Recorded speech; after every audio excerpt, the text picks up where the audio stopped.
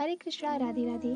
तो मित्रों, आज मैं फिर से हाजिर हूँ बिहारी जी की एक नई और सच्ची लीला के साथ। तो चलिए सुनते हैं और आनंद उठाते हैं। वृंदावन में एक महात्मा जी का निवास था।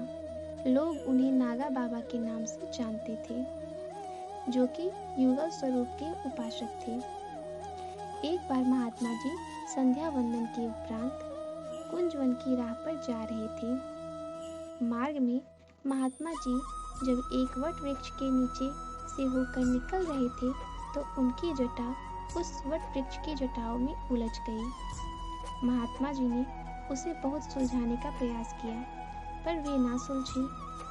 महात्मा जी भी आसन जमाकर बैठ गए कि जिसने जटा उलझाई है वो सुलझाने आएंगे तो ठीक है, नहीं तो मैं ऐसे ही बैठा रहूंगा और बैठे बैठे ही प्राण त्याग दूंगा। 3 दिन बीत गए महात्मा जी को बैठे हुए। एक सांवला सलोना ग्वालिया आया, जो 5-7 वर्ष का रहा होगा। वो बालक ब्रज भाषा में बड़े दुलार से बोला, बाबा, तुम्हारी तो जटा उलझ गई, अरे मैं सुलझा दूं का? और जैसे ही वो बालक जटा सुलझाने को आगे बढ़ा, महात्मा जी ने डांट कर कहा, हाथ मत लगाना, पीछे हटो, कौन हो तुम?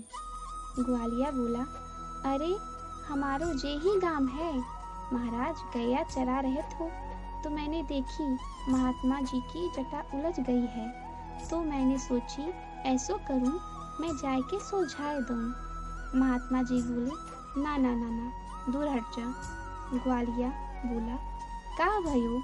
महात्मा जी बोले, जिसने जटा उलझाई है वो आएगा तो ठीक है, नहीं तो इधर ही बस गोविंदाय नमो नमः। ग्वालिया बोला, अरे महाराज, तो जाने उलझाई है वह को नाम बताए दो, वाहे बुलाए लाऊंगो।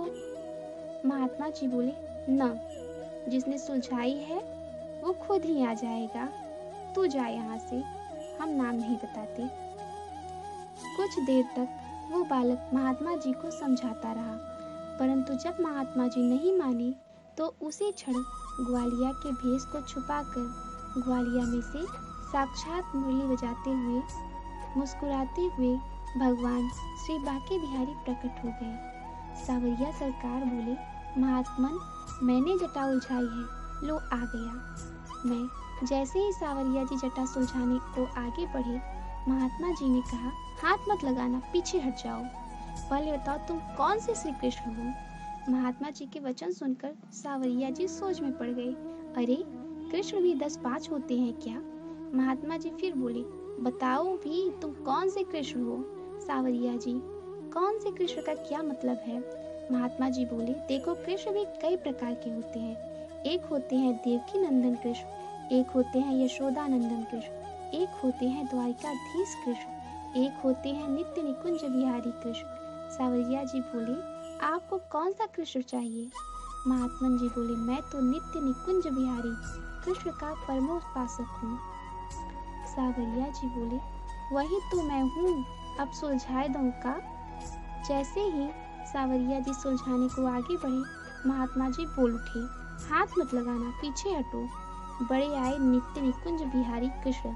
अरे, नित्य निकुंज बिहारी कृष्ण तो किशोरी जी के बिना, वे स्वामी जी के बिना एक पल भी नहीं रहते, और तुम तो अकेले सौटा से खड़े हो।